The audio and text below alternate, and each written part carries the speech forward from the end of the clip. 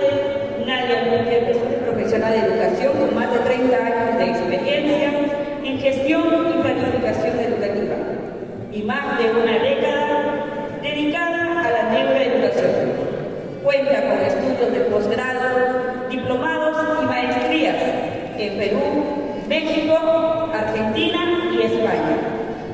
Implementación, evaluación y seguimiento de proyectos educativos en instituciones nacionales e internacionales vinculados a la neuropedagogía.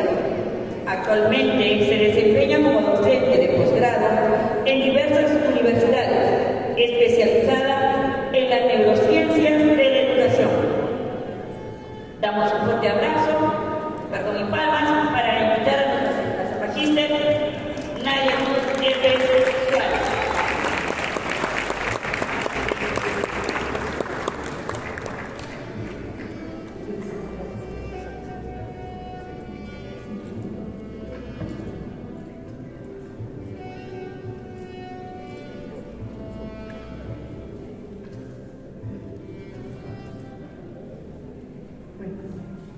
Paz y bien. Es interesante, en primer lugar, dar gracias a la mesa directiva para poder empezar y a cada uno de ustedes por su participación. Cuando me invitaron a participar en el 23º Congreso Nacional, hubo una coincidencia, y permítame comentarle. Yo soy exalumna del Juan 23. Obviamente, como se dice, hace muchísimos años, llegué en el 85. Y eso implicaba una doble razón por la cual estar acá. Yo fui formada en este colegio cuando, como comentaba el colegio anterior, él era el 42, yo era la 54, 56, y todavía estaban mis compañeros Jun, y seguían más, y éramos 56, 58 en el aula. Otra situación por la cual dije, vamos a venir, es porque el hecho de haber convivido desde inicial primaria y secundaria en un colegio franciscano, donde vi, y siempre me voy a acordar al padre Pachi, no sé si alguno de ustedes lo conoce, Adriano Tomasi, que lo más divertido salía a la hora de recreo con sus shorts, el todo blanco, también sus piernas blancas y sus ojos verdes y celestes, no me acuerdo, a jugar con nosotros. Otra situación que recuerdo del Juancho es que para llegar al colegio había que pasar por una sequía, en donde teníamos que cruzar un puente de madera, imagínense hasta cuándo les estoy contando, para poder llegar solamente a las aulas que eran de la comunidad. Era un colegio muy parroquial, no es el monstruo, como a veces se dice que es ahora, ¿no? En el buen sentido de toda la infraestructura que tiene. Pero es interesante reconocer cómo la misión de un maestro franciscano nos ayudó a miles de estudiantes, también de la escuela, y hacer lo que más nos gusta. Y yo creo que esa es la intención de poder estar acá. Cuando uno sale del colegio, lo que busca es ser feliz. Eso nos decía San Francisco de Asís. Sé feliz mirando el sol, sé feliz mirando la luna, sé feliz agradeciendo, sé feliz siendo solidario, ayudando, viviendo la vida en humildad, en servicio, en ayuda. Pero ¿cómo podemos hacer ahora cuando tenemos un país no tan bien, está resquebrajado?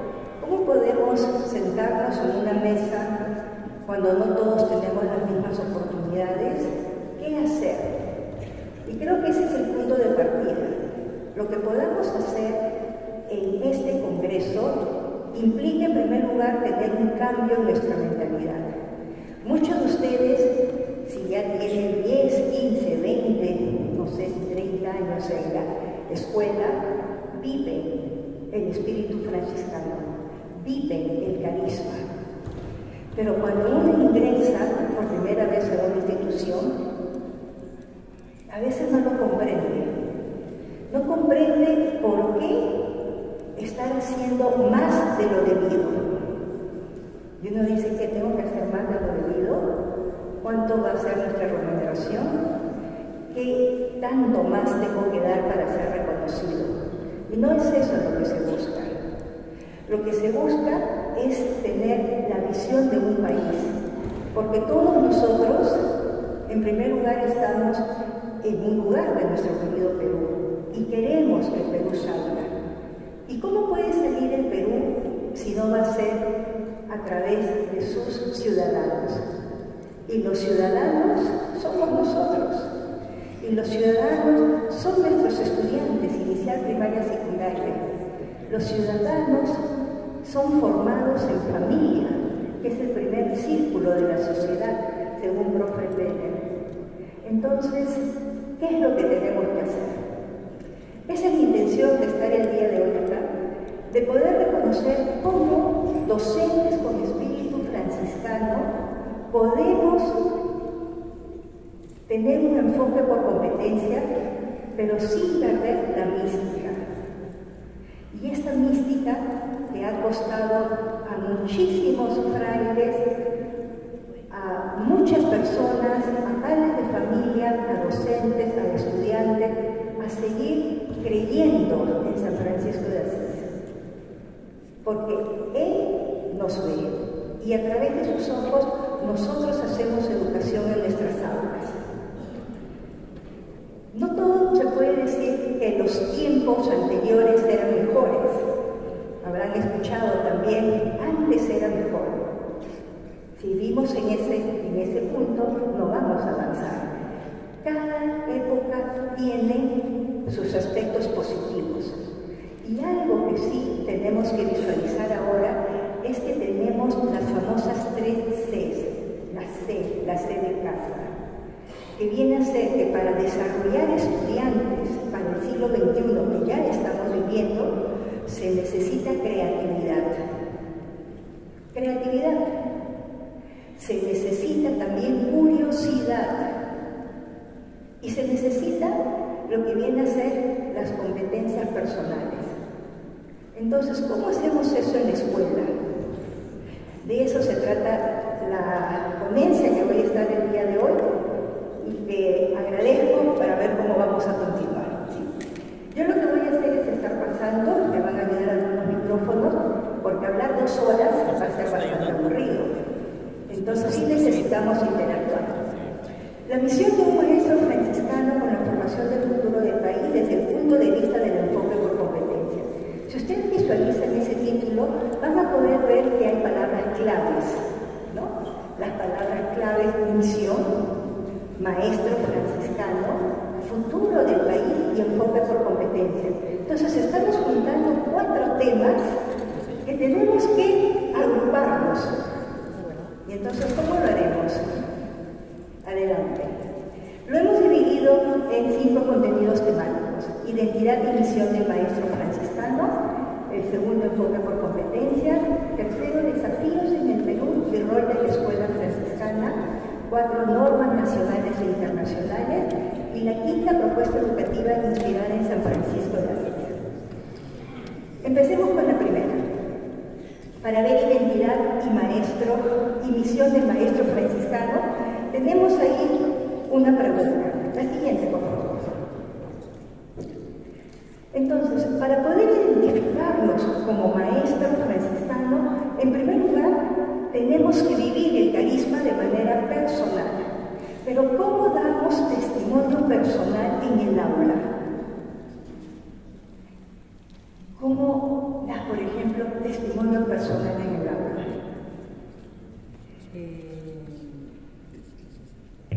Siendo empática, sabiendo escuchar. Bien, siendo empática, sabiendo escuchar. Con experiencias personales. Con experiencias personales. Gracias. Siendo un modelo para los estudiantes. Bien, qué difícil, ¿no? Ser un modelo, porque no solo eres modelo en el aula, en el recreo, a la hora de salida, en la comunidad. ¿Qué más? ¿Cómo podemos dar testimonio de personal? Educando con el ejemplo. Educando con alegría. Y justo lo que hemos hecho ahora en lo que viene a ser la animación, ¿qué fue? ¿Qué hicimos todos para animarnos? ¿Alguien estuvo triste? Que levante la mano quien estuvo triste. No hay. ¿Por qué? ¿Por qué ninguno se puso triste a la hora que estuvimos haciendo el baile? Porque era divertido. ¿Qué más? Porque estábamos en movimiento. Era divertido, estábamos en movimiento. ¿Por qué más? Porque hubo motivación. Miren, 3 palabras clave: movimiento, motivación y diversión. Eso es lo que se necesita en el aula. Vuelvo a repetir, ustedes lo están diciendo: motivación, movimiento y diversión. Ahora cada uno de ustedes recuerde quién fue el profesor que más nos cautivó en la escuela. Ustedes como estudiantes. Al primero que se le venga, que diga: este profesor me marcó. ¿Quién quiere comentar del profesor que lo marcó bien?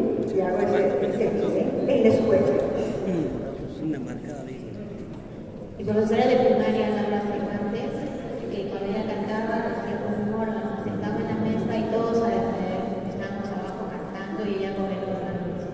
Yo creo que eso nunca me lo olvidaré. Bien, gracias. En primer lugar, ¿se acuerdan el nombre completo de la profesora? ¿Se acuerdan del órgano? Pero no nos dijo qué curso les enseñaba. ¿Por qué? Y disculpen, yo también soy profesora. Yo soy licenciada en educación, ¿sí? Me preparé para ser profesora. Pero sin embargo, cuando empezamos a recordar, a veces no nos acordamos el nombre del curso que nos dictaron. Nos acordamos de la persona. Porque desde las neurociencias queda explicado que en el cerebro de cada uno de nosotros lo que se guarda como recuerdo es emoción. Quiere decir que si a ustedes los trataron bien, divertidos, motivados, qué feliz que llegue el profesor o la profesora tal, ese es el modo de enseñar. Ese es el modo de enseñar. Tenemos un cerebro socioemocional. Así como hay las neurociencias cognitivas, tenemos también las neurociencias socioemocionales. ¿Y qué significa?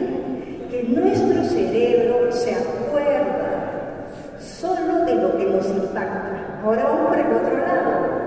¿Quién se acuerda, y no nos diga su nombre por favor, del peor profesor que tuvo? Y ahí van a varios a ver, ¿quieres comentarlo? Pero no nos diga su nombre. ¿Solo qué hacía? Yo no era buena para la matemática y cuando no podía hacer el trabajo me paraba en la esquina mirando la pared de la clase. Bien, muchas gracias por compartirlo y qué valiente. ¿Alguien más quiere comentar el profesor que lo marcó pero negativamente?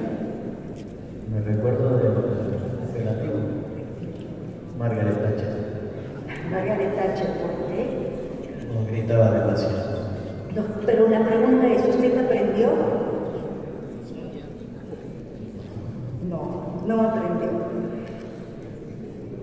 Se aprende por emoción. Entonces, ¿qué significa?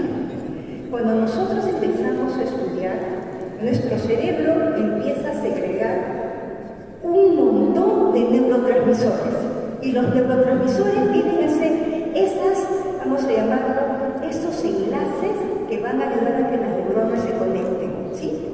Obviamente hay sinapsis, todos sabemos de biología, sinapsis, neurona con neurona, axones, se conectan, pero lo que se transmite vienen a ser neurotransmisores. Y estos neurotransmisores, si uno está afectado, molesto, simplemente se lo transmite al otro, ¿sí? Y eso hace que no se dé el aprendizaje. No se da el aprendizaje cuando hay exceso de cortisol, cuando estamos ansiosos, cuando estamos con temor, cuando estamos molestos, cuando estamos fastidiados. Ahí no se da el aprendizaje. Pero se da el miedo. Y eso es triste, porque si alguno de ustedes tuvo un profesor como la mía de inglés, que me puso un cero bien redondo el primer día que me conoció, o que yo la conocí, no sé, nunca más aprendí inglés hasta la universidad, porque me marcó los 5 años de secundaria. Entonces era el miedo y ese temor de matemáticas, que simplemente la profesora ingresaba y nadie podía hacer nada porque de frente te miraba y te sacaban del salón. Esas prácticas creo que ahora no existen. Pero también nos hemos ido al otro extremo, porque esos profesores cariñosos que te daban una palmada, que te ayudaban, que te agradecían, que te abrazaban, ¿lo podemos hacer? Yo lo hago, pero súper natural, o van a haber problemas que acoso, tocamientos, agresión, etc.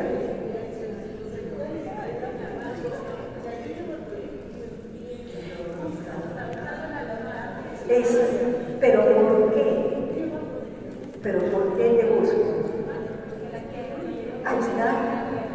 Porque esa es la palabra, hay una emoción, hay un sentimiento, ¿la tiene? Entonces, estamos hablando de profesores, y yo siempre digo que los mexicanos no nos queremos las cartas. Tenemos que ser docentes, así solamente con nuestros títulos, o tenemos que ser personas que empiezan a ayudar a que cada uno descubra el conocimiento a través de las estrategias que podamos promover en el aula. ¿Se dan cuenta del cambio que está habiendo? Este es un cambio de paradigma. Los docentes que tuvieron nuestros papás, estamos hablando de 1930, 40 tal vez, donde sí era aceptado el golpe, el maltrato, las orejas de burro, todo lo que ha habido, era aceptado y permitido, y muchas veces inclusive promovido por los padres de familia. Llegamos a una época de luego 70, 80, 90, en donde ya no. Ahora sí, el padre de familia protege, entre comillas, al estudiante y no va a permitir ni los reglazos, ni que nos pongan contra la pared, ni nada. Pero hemos llegado a una época en donde cada vez hay menos profesionales que quieren ser docentes, por muchas razones. Pero una de ellas es porque cada vez, y lo dijo el ponente anterior, nos estamos sintiendo menos protegidos. Tiene la razón la familia, tiene la razón la denuncia, pero no lo tenemos nosotros. Entonces, ¿qué hacer en este contexto de testimonio personal, comunidad educativa y pedagogía franciscana? Lo que tenemos que hacer es, en primer lugar, tener vocación con sentido.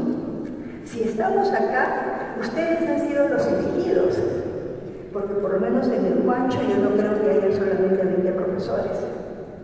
Definitivamente no. En Buco, no sé si todo el colegio vino.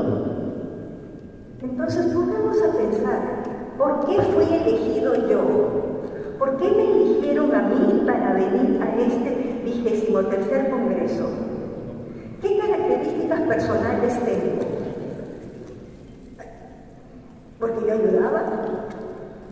¿Por qué?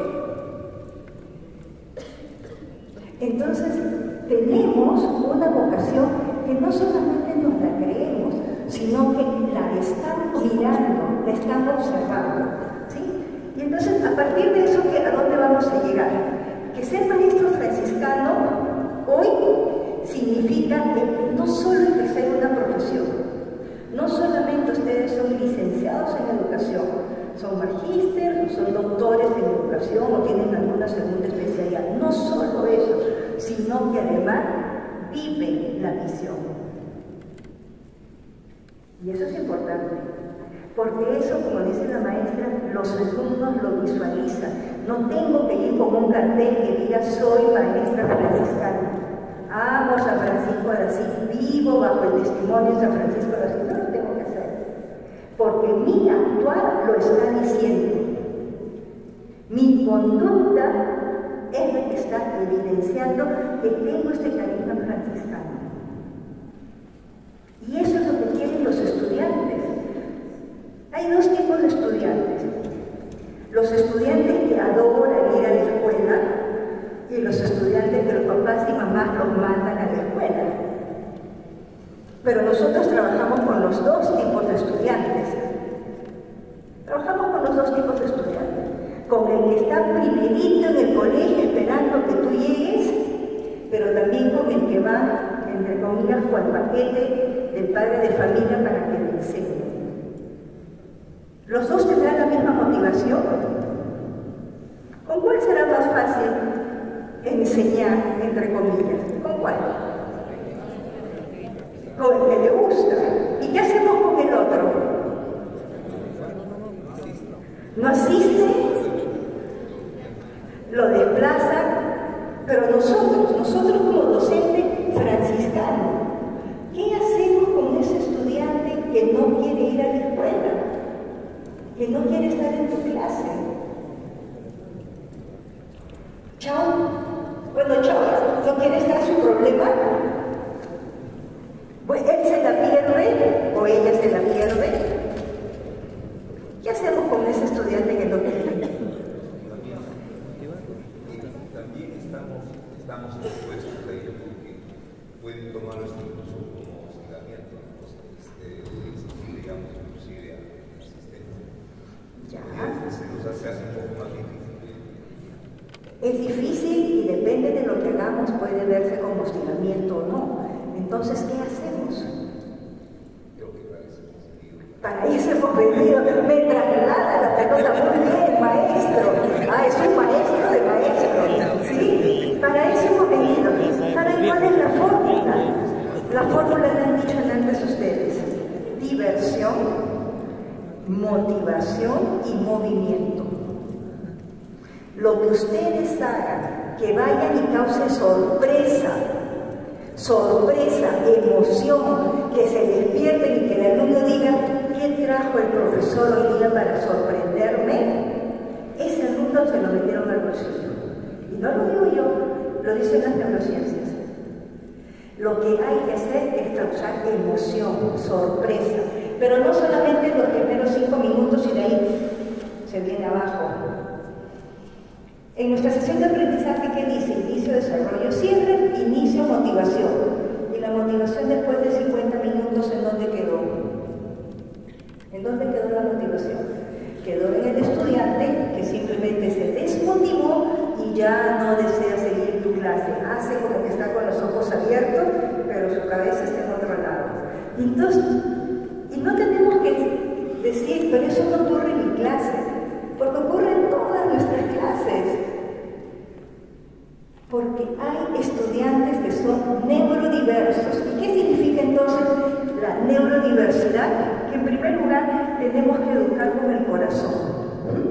Con el corazón estamos hablando de emociones y sentimientos. Pero una pregunta, ¿nuestro corazón procesa información? ¿Sí? El cerebro. Entonces es bien simpático cuando decimos vamos a enseñar con el corazón. Les cuento que eso lo decía Platón, lo decía Aristóteles, cuando teníamos otro tipo de investigaciones. Ahora lo que hay que decir es cautiva el sistema límbico de tu estudiante para que esté contigo durante los 90 minutos de sesión de clase. Y este sistema límbico es lo que tenemos nosotros como redes neuronales, que lo primero que hace es, esto me interesa, empiezo a mapear. No me interesa, me duermo. Así de fácil. Si eso le interesa al estudiante, está prendido contigo. Si no le interesa, hay otras cosas que le van a interesar. Ah, mira, qué bonito el periódico mural. Uy, esa araña está que cuelga. A ver si se cae, si no se cae. Uy, qué calor. Voy a hacer los ojos así que estoy bien atento, pero sin embargo mi cabeza está en otro lado. Profesora, no se preocupe, yo estoy apuntando. Y cuando vas, está dibujando. ¿Sí? Todos hemos sido estudiantes también. Entonces hemos estado de los dos lados. Lo que hay que hacer es cautivarlos. Y esta emoción está en el cerebro. Está en el cerebro. Hay un circuito que se llama el circuito del aprendizaje, que para los que tomen nota es bien fácil aprenderlo. ¿Por dónde ingresa la información? ¿Por el oído? ¿Por los ojos? Por los sentidos. ¿Y cuántos sentidos tenemos? Según las investigaciones son 7 y otros que dicen 9. El vestibular, el propioceptivo, el interoceptivo, el heteroceptivo, etc.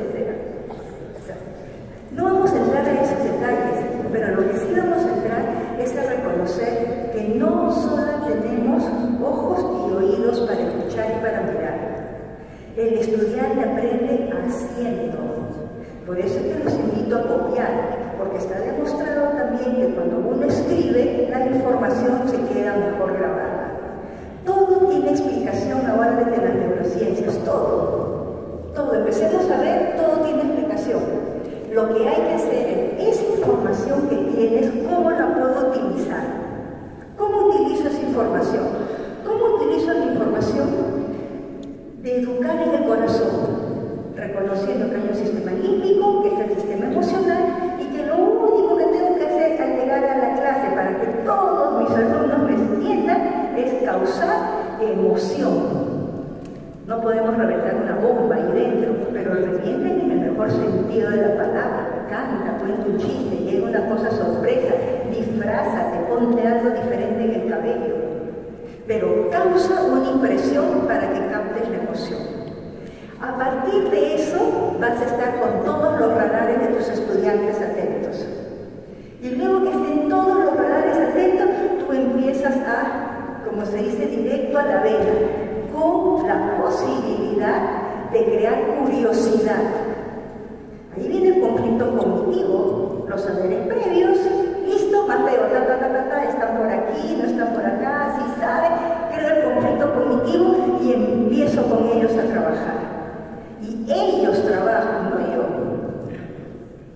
El aprendizaje basado en problemas, el flipped classroom, la aula invertida, ahora que estamos con esto del método STEAM, o STEM, dependiendo si le quitan el A del A o no. Todas esas son propuestas metodológicas.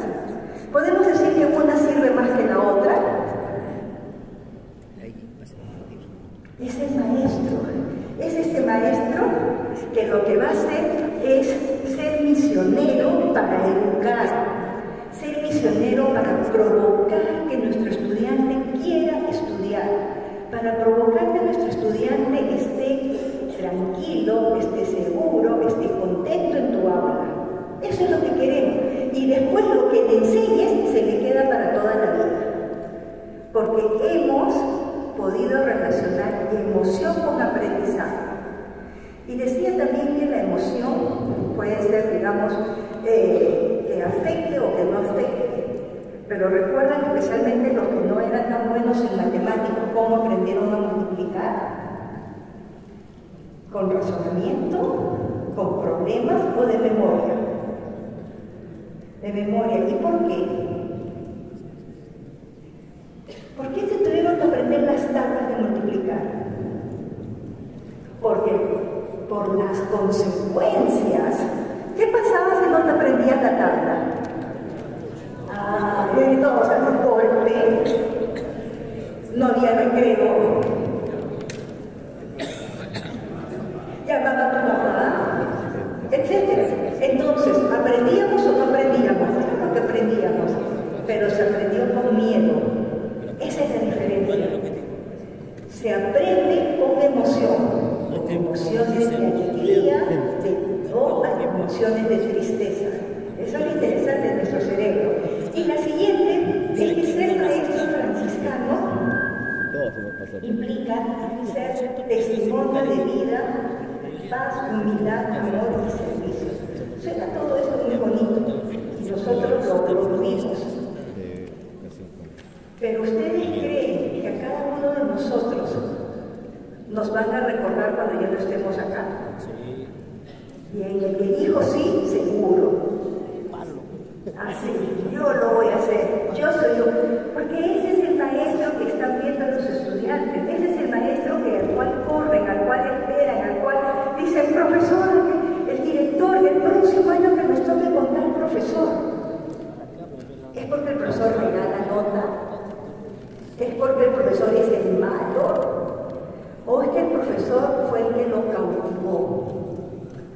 Entonces, hablar de pedagogía y hablar del espíritu franciscano es empezar a vivir todos estos valores que nos dan. Francisco lo que dice que educar es amar, y amar es acompañar, guiar y confiar, como Francisco lo hizo con cada criatura de Dios. Nuestros estudiantes confían en nosotros, nuestros padres de familia confían en nosotros, y cuando lo vemos así, sí tenemos una gran carga, porque cuando algo se quiebra de confianza, ¿va a ser lo mismo el día siguiente? A ustedes, y ya vi que varios volvieron la cabeza, a ustedes cuando alguien lo defrauda, ¿sigue siendo su amigo, su pata del alma? ¿O ya está como una rayita, después con dos, ¿sí, no? Entonces, imagínense la responsabilidad que es confiar. Humildad, paz, servicio, cuidado de la creación, es lo que nos está diciendo desde el carisma franciscano. Esto tenemos que incorporarlo en nuestro currículo. El currículo independientemente del área que tengas a cargo. ¿Cómo incorporas humildad? Acompañando sin imponer. Hay una anécdota que cuenta siempre mi papá, que ya tiene 88 años. Él era muy bueno en matemáticas, pero él decía, cuando estudié en la gran unidad Bartolomé Herrera, que de esas antiguas, grandotas, colegios estatales, el profesor llegaba en auto con chofer. Miren esas épocas, ¿eh? Estamos hablando de los 30, 40, el profesor era una autoridad. Llegaba con chofer, iba así todo súper internado, y después de dar su clase de matemática decía, la nota máxima que pueden tener ustedes es 18. ¿Alguien sabe por qué? Bien, porque 20 para Dios y 19 para el profesor. Sí, eso era. 20 para Dios, 19 el profesor y ustedes debajo mío. ¿Sí? Entonces, ese es un pensamiento en donde no hay humildad, donde no hay un acompañamiento, hay este desnivel. Yo autoridad, yo profesor, tú estudiante, tú receptor. Tú obedeces, yo dicto, en pocas palabras. Eso ya no existe. Ahora lo que buscamos es el acompañamiento. Y este acompañamiento lo vemos en la evaluación y la retroalimentación. La paz, crear un ambiente de serenidad, diálogo y tolerancia. En pocas palabras, creemos un buen clima afectivo. El clima afectivo que puedas crear en tu aula es el que va a beneficiar que tu estudiante aprenda o no aprenda. No estamos hablando solo de las estrategias pedagógicas. No estamos hablando si tú tienes el método de inglés de tal instituto o tienes de tal universidad, o vas a traer un papelógrafo, o vas a traer un PowerPoint, o vas a poner un video. No estamos hablando de la estrategia metodológica, estamos hablando de crear un ambiente. Y este ambiente en cada uno de nosotros es dueño de su aula cuando ingresas al salón. Que tú puedas mover las carpetas, que puedas decirles que trabajen en grupo. Pero profesora, el profesor nos agrupó el alumno 1, 2, 3, 4, 5, del 6 al 10, del 8 al 15. No, ustedes ordenense como quieran. ¿Puedo? Claro que puedes. Porque estás en mi curso, estás en mi área. Estás en este momento en un espacio diferente. Pero profesora, las carpetas están todas ordenadas de esta manera. Ustedes volteenlas como quieran. Solo eso sí, me las ordenan después. Puedo sentarme en el piso a trabajar, a dibujar, hazlo. Sí, o sea, hazlo. Pero con ciertas reglas. Las reglas de no al desorden, las reglas de respeto, las reglas de puntualidad, las reglas de urbanidad, y todo eso va influyendo. Pero estamos hablando de cosas que sí nos ayudan a avanzar en la escuela. Servicio, alegres, o sea, si a esta profesora que decía Margaret Thatcher, imagínense cómo era su cara. Puede ser una profesora muy agradable, pero sin embargo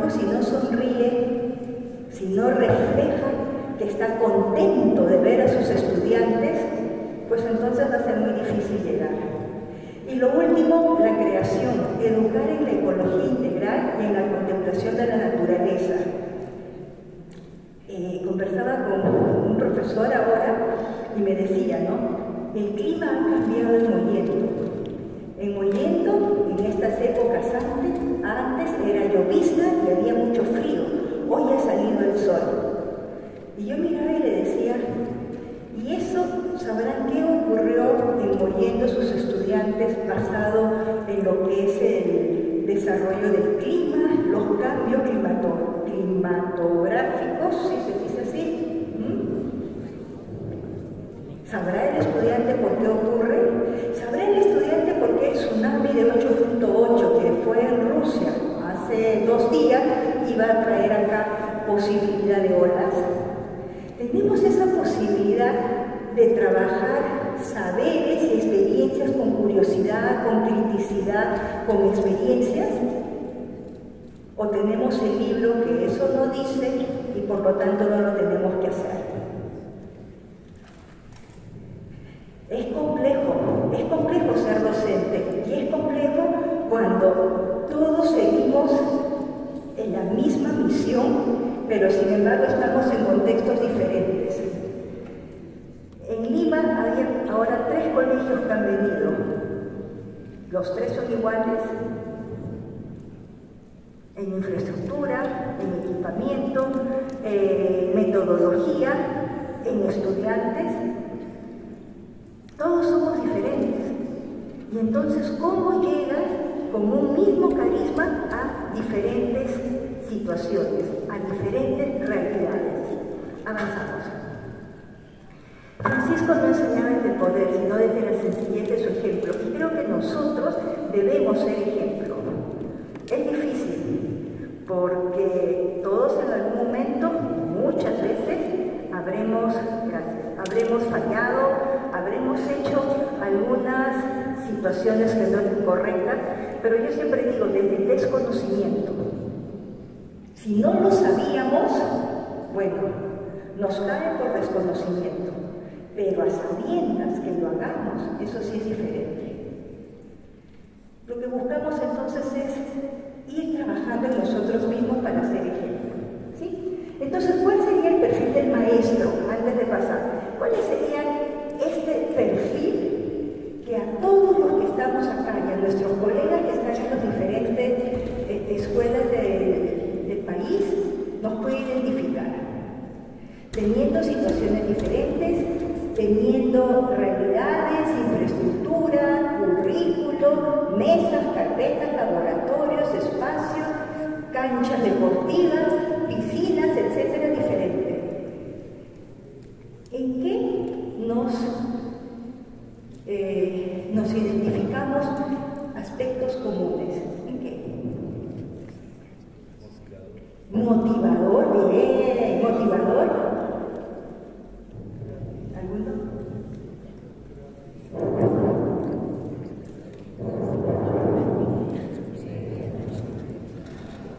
El carisma franciscano.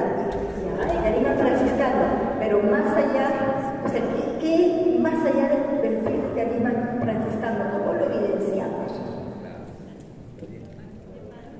Empáticos,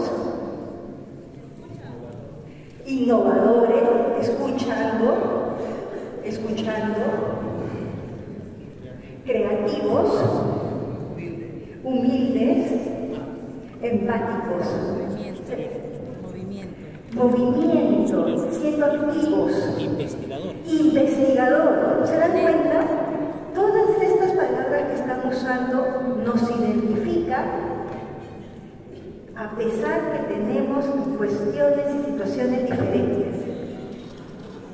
Vuelvo a decir, están señalando investigadores, creativos, empáticos, alegres, con valores franciscanos, pero todos entramos en la misma bolsa. Todos son del Colegio San Francisco de Asís, pero cada uno va a vivir este perfil en su propia realidad. Y de eso se trata, que cada uno actúe en la realidad y que la podamos modificar. ¿Modificar en qué sentido? Que nuestro estudiante tenga una visión diferente de la vida. Porque las carreras que van a elegir no son las mismas que tuvimos nosotros. La posibilidad que tienen ahora de investigar no es la misma que teníamos nosotros. Nosotros teníamos que ir a la biblioteca y ver si el libro estaba disponible para que lo leas ahí o en tu casa y a los 2 días lo devolvías. Buscar el fichero, etc. Ahora, tesis en máquina de escribir, que tenías que contarte en medio las palabras, dividirlas, y si no, tu tesis no salía, hoja al tacho de basura. Entonces, cuando empezamos a ver todo eso, nos damos cuenta, si nosotros hemos visto evolución y tecnología en 25, 30, 40 años, lo que nuestros estudiantes vean en 10 no lo habrán soñado. Entonces, ¿para qué le vamos a enseñar lo que dice el libro? ¿Para qué le vamos a enseñar solamente conceptos? Tenemos que enseñarles otra cosa. Y esas son las 3 C que nos hablan la investigación. Creatividad, curiosidad y todas las competencias que pueda desarrollar. Y ser competente implica mucho más que actitud, habilidad, destreza y conocimiento. ¿Sí? Pasamos. Entonces, dentro del perfil formador de pensamientos y corazones, tenemos que el corazón como órgano operante lo tienes acá, pero tu sistema de emociones lo tienes en la cabeza. ¿Sí? Tenemos el siguiente: integra fe, vida y saber en su práctica pedagógica, promueve la justicia social y el respeto a la neurodiversidad y capacitado y actualización permanente, lo que fueron señalando. Pero ahí tenemos una palabra, neurodiversidad. Según la ciencia, nos dice que aproximadamente 70-80% son personas neurotípicas y el otro 20 o 30% son neuroatípicas. Y miren, si aquí somos cerca de 400, 8 por 4, 320, 80 personas son neuroatípicas o somos neuroatípicas. Vamos a empezar a ver, ¿seré yo o serás tú? ¿Sí? ¿Y qué significa eso?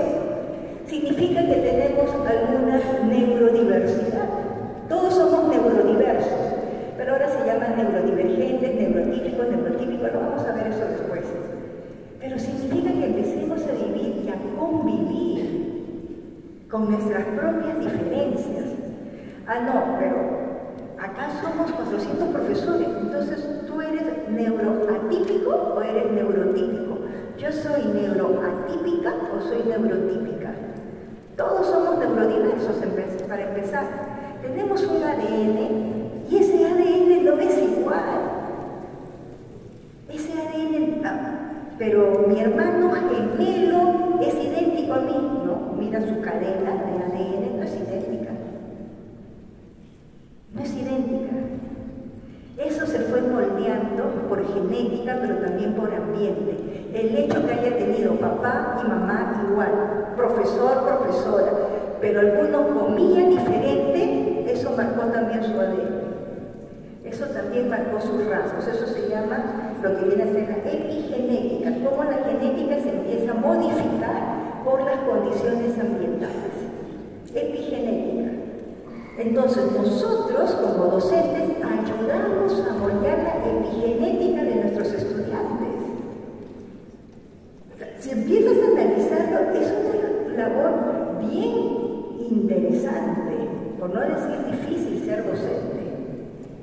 Porque estamos marcando a una persona, porque estamos formando a una persona y porque estás desarrollando lo que viene a ser toda su neocorteza. Y su neocorteza es esta capacidad que nos ha permitido sobrevivir miles de millones de años. El ser humano, si ha sobrevivido, es porque tiene algo de interesante, que lo dijo Darwin. ¿Qué fue? Capacidad de adaptación y supervivencia. ¿Sí? Entonces lo que hacemos es adaptarnos, pero ¿te adaptas o mueres? Y suena muy difícil esto, pero en pandemia, ¿qué pasó? Nos adaptamos. No sabía usar el Zoom, pero no iba a morir, simplemente me iban a despedir. No así de fácil, ¿no? Entonces tuvimos que adaptarnos. Y eso es la capacidad que tenemos de ser inteligentes. Conceptos de inteligencia hay muchos. Howard Gardner nos da uno muy interesante. Howard Gardner, el creador de las 7 inteligencias, ¿no? Lo que dice, la inteligencia es la capacidad para resolver problemas. Así de fácil, ¿sí? ¿Y cómo lo descubrió? Obviamente, el profesor de Harvard le dieron $1 millón, si no me equivoco, y le dijeron, anda por el mundo y empieza a investigar qué es ser inteligente. Y él se fue a diferentes colegios, Asia, Europa. A ver, cuando llega a un colegio, si no me equivoco fue de Asia, se da cuenta que en el salón había estudiantes, pero había una niña que tenía cierta discapacidad intelectual y lo que hizo fue, no pudo resolver el problema del aula. No pudo resolver lo que la profesora le había señalado. Pero él la siguió hasta su casa y cuando va a su casa entra al taller que tenía el papá, donde había piezas de motores y empieza a armarlas. Y arma un motor que una niña de 8 o 9 años, regular, normal, típica, no lo hubiera podido hacer. Y ahí es donde surge el concepto de inteligencia, como la capacidad de solucionar problemas. Y Howard Gardner dijo, entonces hay muchas inteligencias, y ahí sale el concepto de inteligencia múltiple. Una es inteligente a nivel de deporte, inteligencia intrapersonal, interpersonal, lingüística, matemática, ambientalista, etc. Se dijeron 7, después dijeron 9, después 11, ahora van como 13. Y de ahí es donde ya empieza a decaer y no está avalado por las neurociencias. Eso es un mito. Las inteligencias, así como generó Howard Gardner, no es la definición, porque lo que nosotros tratamos de hacer es adaptarnos. Entonces, al momento de adaptarnos, lo que estamos haciendo es cambiar nuestro tejido neuronal, todas nuestras neuronas, para sobrevivir, encontrar una solución y resolverla. Eso es. Entonces, lo que estamos haciendo en el aula es la posibilidad justamente de que puedas enseñar a tu estudiante que resuelve ese problema. Pero las matemáticas, esta es la fórmula. Sí, pero ¿qué significa? ¿Dónde lo aplicas? ¿Cómo lo aplicas? ¿Solamente habrá fórmula? ¿Podrá resolverse el problema por aritmética o solo por álgebra? ¿Podrá resolverse con dibujo? ¿Podrá resolverse mentalmente? Resuélvelo como quieras, pero explícalo. Y ayuda a tu compañero, ¿sí? Un maestro franciscano no enseña solo contenido, sino modos de vivir en el amor, responsabilidad y esperanza. Entonces, toda esta primera introducción que hemos dado sobre qué es el perfil del maestro franciscano, ahora nos vamos a las competencias, porque les dije que había palabras claves, ¿no? Misión del maestro, Perú, competencia y visión al siglo XXI. Entonces seguimos avanzando. La educación es el enfoque por competencia. Veamos 2 casos. El siguiente, vamos a poner 2 situaciones, ¿sí? Para empezar, tenemos que contextualizar. Entonces, cuando contextualizamos, vemos que Valeria es de 5º de secundaria y en relación a la competencia escribe diversos tipos de textos en su lengua materna. Hay una situación de clase donde se les pide a los estudiantes escribir un artículo de opinión sobre el uso responsable de las redes sociales. Interesante, opinión crítica, redes sociales, ellos lo manejan, saben manejar sus TikToks, Instagram, Facebook, investigar, ChatGPT, Gemini, etcétera, lo que ellos sepan, ¿sí? La producción de textos de Valeria. Valeria redactó un artículo con una estructura clara, hubo introducción, argumento, conclusión, usó conductores lógicos, un vocabulario variado y mostró dominio del tema. Sustentó su opinión con ejemplos y datos, su ortografía y gramática fueron correctas y él revisó su texto para mejorarlo. Valeria, estudiante de quinto de secundaria. Vamos con Luis. Se le solicitó lo mismo y Luis lo que hizo fue escribir un texto sin una estructura clara, comenzó con saludos informales, no desarrolló adecuadamente el motivo de la carta y usó un lenguaje coloquial. Hubo varios errores, ortografía, faltó puntuación y no revisó ni mejoró su texto. ¿Cuál de los dos es competente en esta competencia de quinto de secundaria? Valeria, ¿no? Y yo pregunto, ¿por qué no sería Luis? ¿Por qué Luis no sería?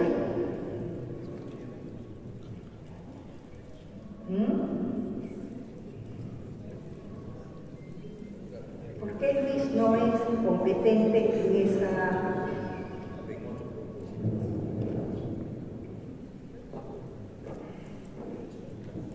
Porque no logra los estándares, ¿sí? Tenemos un estándar que debe de lograrse en quinto de secundaria. Pero, ¿cómo llegó Luis ahí? Esa es la pregunta. ¿Cómo llegó Luis a quinto de secundaria con este tipo de realidad? Si tuviéramos un cartel que tapa quinto de secundaria y él hubiera redactado eso con fallas ortográficas, con pocos conectores, podríamos señalar en qué grado estaría. ¿En qué grado estaría? ¿Cuarto de primaria? ¿Sexto? ¿Primero? Tal vez un cuarto, quinto de primaria. ¿Y qué le pasó a los otros 7 años? Entonces la pregunta es, no solamente le voy a poner un B en la competencia, mi preocupación es cómo llegó a quinto de secundaria así. ¿Y qué hacemos de nuevo? Entonces, cuando empecemos a ver esto, nosotros vamos a darnos cuenta de que tenemos lo que vienen a ser los mapas de progreso con los niveles de la competencia, ¿no?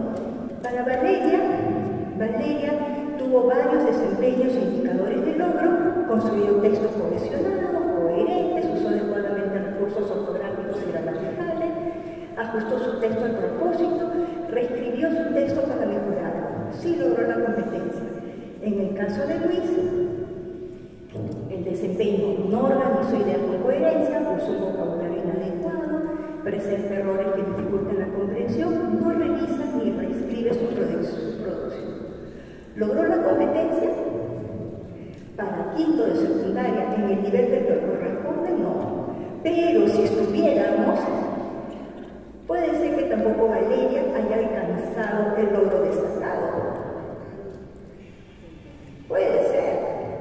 Logró lo que correspondía a quinto y secundaria, pero alcanzó este nivel destacado, o caso contrario, en el caso de Luis, ¿en cuál nivel se quedó? ¿Se quedó en el quinto, se quedó en el sexto, se quedó en el séptimo? Eso es lo que ocurrió también en pandemia.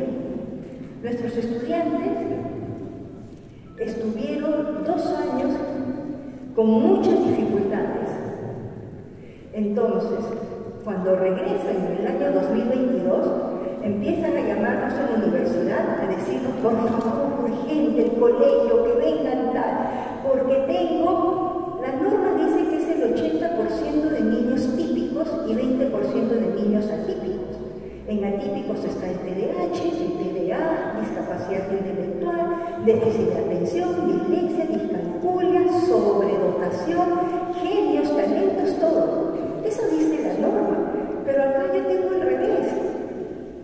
Tengo 20% normales y 80% neuroatípicos.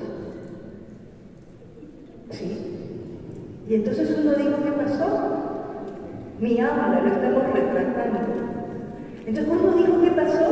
Y tuvimos que dar charlas en los colegios para decirles algo que fue sencillo. Si a ustedes, adultos, miren, si a ustedes, adultos, nos encierran en un sótano durante 2 años y te dan de comer y te dan agua, vives y sales después de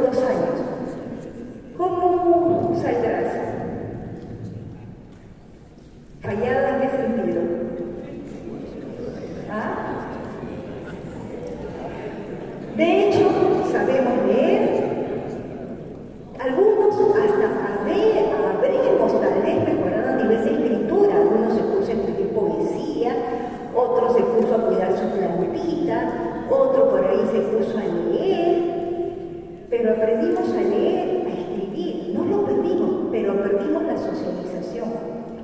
Pero la socialización tal vez a alguno le gustó estar solo, tal vez alguno dijo, uy, qué interesante, puedo estar conmigo mismo, ¿no? Y al contrario, hubieron muchas parejas que más bien empezaron a tener más hijos. Sí, porque era tanta la convivencia y estaban tan bien que mejoró la situación. Pero lo que sucede es que nosotros ya estábamos formados. Nuestro sistema nervioso ya estaba maduro. Pero ustedes metan a un niño de 2 años, lo meten 2 años en un sótano, ¿cómo sale el bebé? Con edad cronológica de 4, pero respondiendo con un perfil de 2 años y medio, tal vez. Y ahora miren cómo estamos, bien o mal. Los niños de 4 o 5 años, 4 o 5 años entran en pandemia, no llevan una educación como la que debe ser multisensorial, en ambientes favorecidos y con socialización.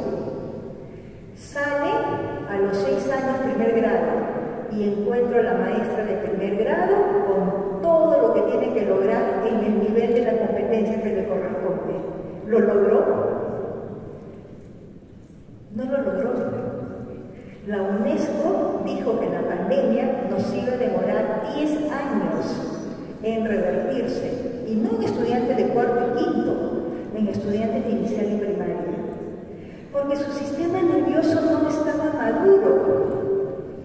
Por lo tanto, todo lo que necesitó para que pueda desarrollar sus competencias no las tuvo. Estuvo en su casa, tal vez con un papá y una mamá que le daban comida y afecto, pero no se podían dedicar a enseñarle, o tal vez era el hermano mayor, el único que tenía la computadora, del segundo, tercero, cuarto, quinto, a ver, arréglatelas. Y por eso es que no se pudo avanzar. Y por eso es que este chico, Luis, puede ser un chico de pandemia, que se quedó en el nivel 4 o 5, y que al momento de ir avanzando en el colegio avanzó, la profesora o el profesor avanzó, pero el sistema nervioso, ¿ustedes saben cuánto dura nuestro sistema nervioso en madurar?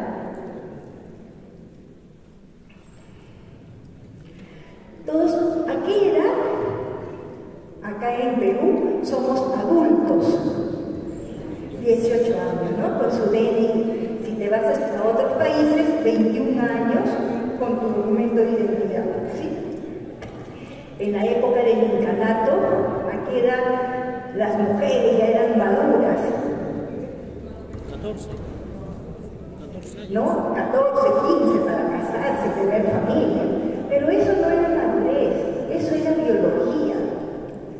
Madurez, estamos hablando que puedas tomar decisiones con conocimiento,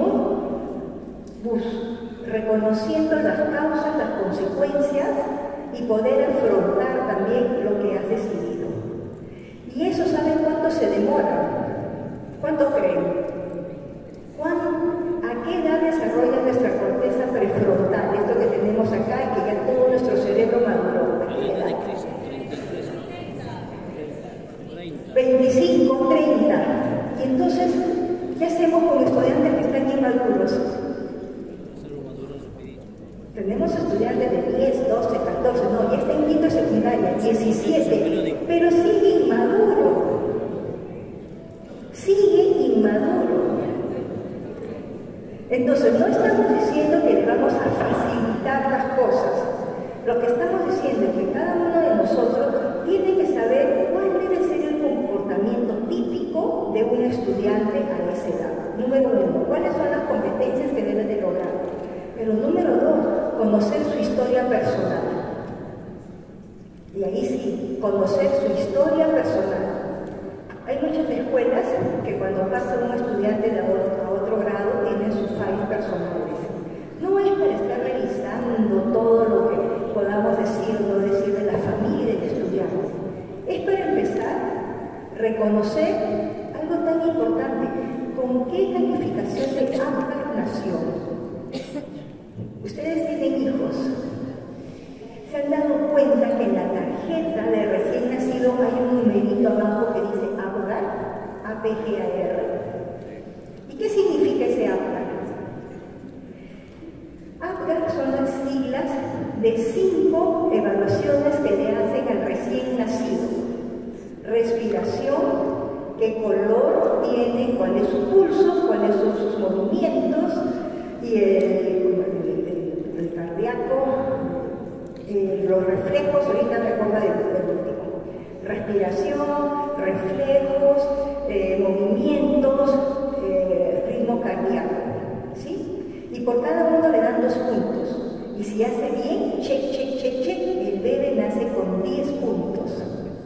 Ese bebé genéticamente ha nacido con el primer puesto de todo el hospital, la clínica, etc.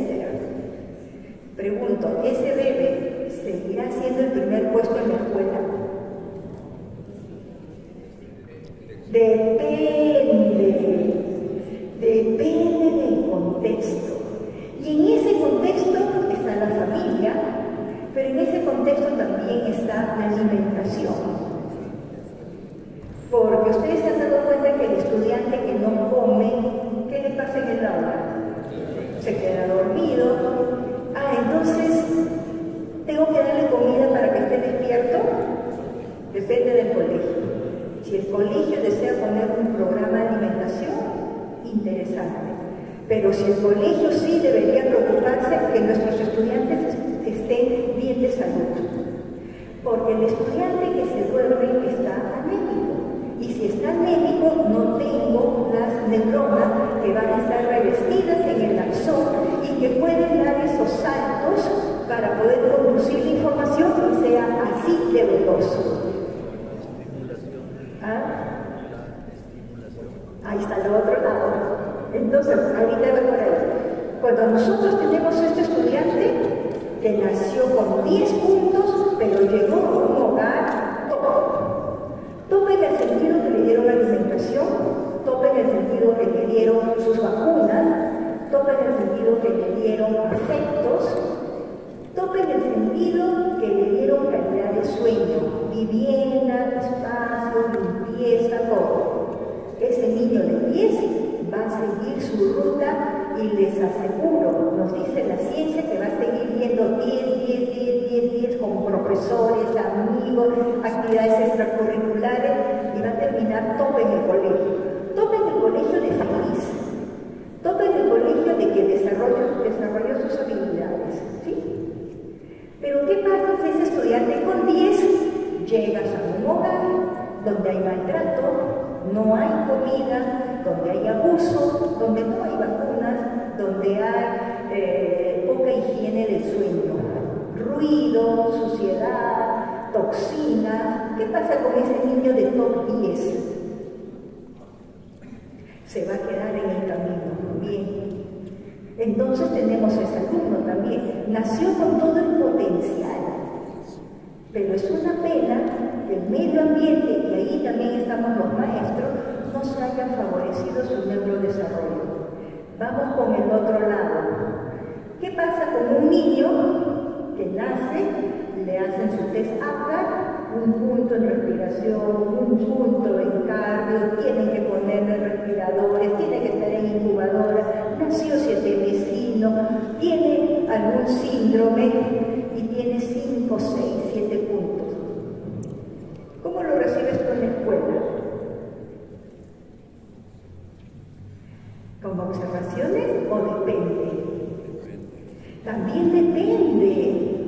También depende, porque si ese niño, al momento que el neurólogo le dice, tuvo este APGAR, mire familia, el sistema nervioso tiene 28 a 30 años para desarrollarse. Así que hoy día 1, 1 minuto de nacido, eso se hace a los 5 minutos de nacido, y si saca bajo puntaje, le vuelven a hacer la prueba a los 10.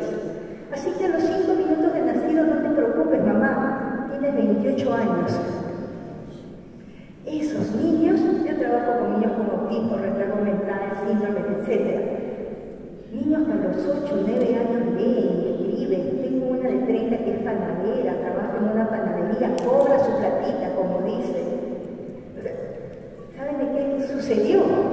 que tuvo terapeuta de lenguaje, terapeuta social, neurólogo y todas las terapias seguidas y por haber para que salga adelante. Y el niño, y ese es el caso más difícil, que nació con 5 o 6 y que llega a una casa donde no hay oportunidades y no solo carencias, ese es el niño más bajo de los 4 aspectos. Entonces no está dicho todo, no está dicho todo por genética y tampoco está dicho todo por ambiente. Lo que va a marcar la diferencia es el medio ambiente, porque eso es la epigenética que moldea las posibilidades que tenemos al nacer a favor o en contra. Entonces, ¿cómo llegamos a estos estándares? Ese estudiante Luis puede ser que sea violentado, puede ser que tenga una discapacidad, puede ser que la pandemia la pasó súper mal, puede ser que encima es tímido, puede ser que encima tenga déficit de atención. ¡Wow! Es un combo completo. Sí, pero él no lo debemos medir por el nivel que estuvo Valeria. Esos son los planes educativos personalizados. La neurodiversidad existe. Entonces, si tienes 42 alumnos, 30 alumnos, a cada uno lo tenemos que conocer. ¡Wow! Sí. Cuando eres tutora es fácil, o tutor, porque solo tienes esa aula. Pero si eres de secundaria, que tiene 5 aulas de 30, mis respetos si se conocen a los 150. Sí, porque es bien difícil. Sí. Yo me acuerdo excelente, porque los vamos teniendo, los vamos conociendo. Pero lo primero es identificar cuáles son sus capacidades, en qué nivel está. Y no puedo ir saltando, porque es como cuando uno sube las escaleras. Tú vas subiendo de un peldaño en un peldaño y lo haces bien, pero empiezas a subir de 2 o 3 rápido. Te caes, te esperas. Y si te levantas bien, y hay algunos que no se levantan, esos son los famosos niveles de desempeño de las competencias. Entonces, lo primero que tenemos que hacer es identificar de manera individual a nuestros estudiantes, porque cada estudiante es único. Y ese único es el que necesita otro tipo de atención. Ok, para ir cerrando, enfoque por competencias son un tipo de aprendizaje que entonces integra y combina aprendizaje de diversa naturaleza. Lo que buscan es actuar sobre la realidad. Por eso es que se trata de situaciones problemáticas, situaciones reales, que muchas veces no son las que dice el libro, sino lo que ocurre en ese momento en la comunidad o en el mundo, sea para resolver un problema o para lograr un propósito, haciendo uso de saberes diversos, conocimientos, habilidades, procedimientos, técnicas, actitudes con pertinencia en contextos específicos. Por más que tengamos el mismo libro, cada uno está en una ciudad diferente, en un contexto diferente, con familias diferentes y con estudiantes diferentes. Mientras más competentes somos, podemos aplicar nuestra competencia en cualquier contexto y hacerlo de manera pertinente. Eso es lo que nos dice el especialista Liliana Calvete, Minero, respecto a las competencias. Pero esto no empezó así. La siguiente. Por favor. Si nosotros vamos a ver entonces de las competencias, ¿qué conocimientos van a adquirir? ¿El qué? ¿Sí? ¿Cómo lo voy a lograr? Las estrategias. Y el para qué. ¿Qué aprenderán como personas para convivir con los demás? Esto que salió de las competencias, ¿cuál es la propuesta metodológica que se está vivenciando y que el Ministerio dice que tenemos que hacer ahora? ¿Cuál es la propuesta metodológica? El diseño universal del aprendizaje, el famoso DUA. El famoso DUA viene a rescatar lo que no se quedó claro por competencia. Porque el DUA lo que dice es, para estar en aula tienes que reconocer que hay 3 redes neuronales que todos tenemos en nuestro cerebro. La red del conocimiento, el qué, la red del cómo de las estrategias y la red del para qué, que es el sistema límbico o emocional. Cuando tú actives estas tres redes, tus estudiantes van a aprender. Entonces así lo entendemos mejor. Porque el cerebro no es que tú eres hemisferio derecho o hemisferio izquierdo. Tú tienes solamente un cerebro, que es la unión de los dos hemisferios con todas las estructuras que tenemos adentro. Entonces, tenemos que reconocer que siempre, independientemente del aula, de la edad, del curso, del área que lleve, necesitamos trabajar con estas tres redes neuronales. Las redes estratégicas, la red del conocimiento y la red de la emoción, de la motivación. Y la más importante de las tres, ¿cuál creen que es? ¿Cuál creen que es la red más importante de las tres? La emocional, porque lo dijimos al inicio. Si no tenemos emoción en el aula, tu clase se cayó. Así que puedes tener una super red de conocimiento, pero si no tienes la red social, emocional, de empatía, entonces, ¿para qué tienes conocimientos? ¿Con quién lo compartes? ¿A quién ayudas? Ahí está entonces el carisma participación. Educar para la vida va más allá entonces del saber teórico. Nosotros no somos profesores ni transmisores de conocimiento. Nosotros somos modelos, esperemos ser del espíritu y del carisma franciscano, que siempre nos están mirando. Y de ese que te están mirando, tus chicos están aprendiendo. Y del compañero que están mirando, tus estudiantes están aprendiendo. Porque han oído hablar de las neuronas espejo. Las neuronas espejo significa que cuando yo veo a otra persona, puedo empatizar con ella porque estoy procesando lo que su cerebro está pensando. Por eso se llama espejo. Entonces yo veo que una persona se solidariza con otra y yo puedo copiar esa acción porque mi cerebro, solamente con visualizarlo, empiezo a formar los circuitos neuronales como si yo fuese la persona que estoy haciendo la acción de solidaridad. Y eso se ve más que nada en todos los sistemas motores. ¿Sí? Vamos a seguir. Okay. Para cerrar el enfoque por competencias, hay que actuar con pertinencia, ética y autonomía en diferentes contextos, usar lo aprendido de manera significativa, ser integral y situada y contextualizada. Principios claves: aprender haciendo, aprendizaje activo, transferencia, ética del actuar y evaluación formativa. Esto en la clase después se lo van a pasar también, entonces lo van a subir y ustedes lo van a poder recordar. Los principios que los tenemos: aprendizaje activo, transferencia, ética y evaluación formativa. Y esto lo pasamos muy rápido porque es de lo que hemos estado hablando. La competencia es un puente entre el saber, el hacer y el ser. Y que esto no viene de ahora solamente. No sé si ustedes recuerdan el famoso aprender a aprender de Jacques Delors, la UNESCO. Todo lo que venimos estudiando no se ha dicho ahora. Se viene señalando desde hace muchísimos años, podemos decir siglos también, y con San Francisco de Asís como eje de nuestra formación integral, nos ayuda a ver que son más de 300, 400 años. Entonces, ¿qué es lo que está pasando? Se está comprobando.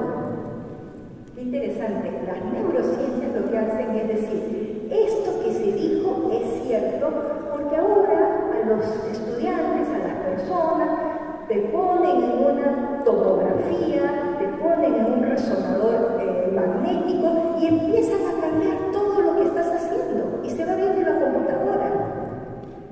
Entonces, sus cerebros, antes de entrar a esta reunión, tenían una estructura.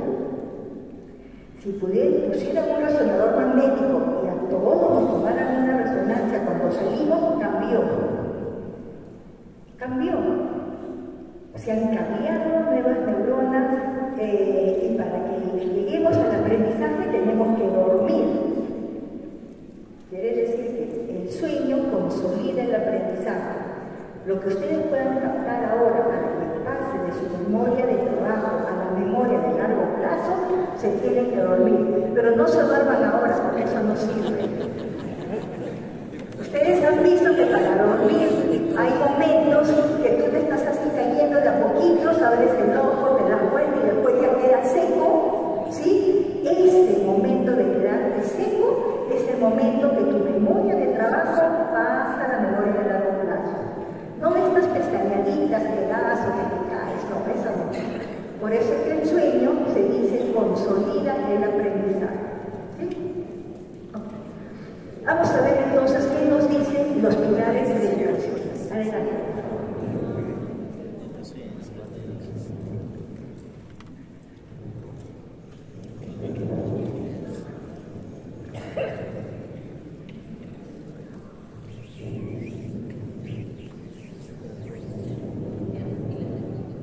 Cuatro pilares de la educación, UNESCO. ¿Alguna vez te has enterado sobre cuáles son los cuatro pilares que rigen la educación a nivel mundial?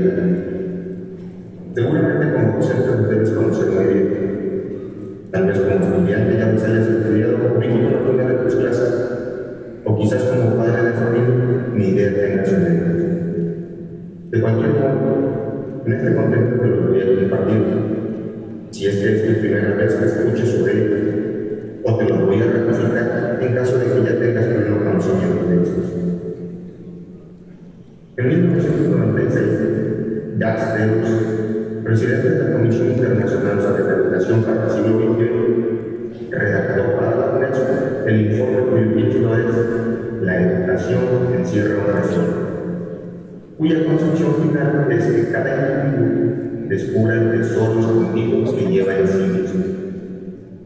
Con la finalidad de lograr el bienestar y la transformación individual y colectiva que contribuyan a la creación de sociedades y naciones más armoniosas, respetuosas, tolerantes, justas, empáticas y solidarias.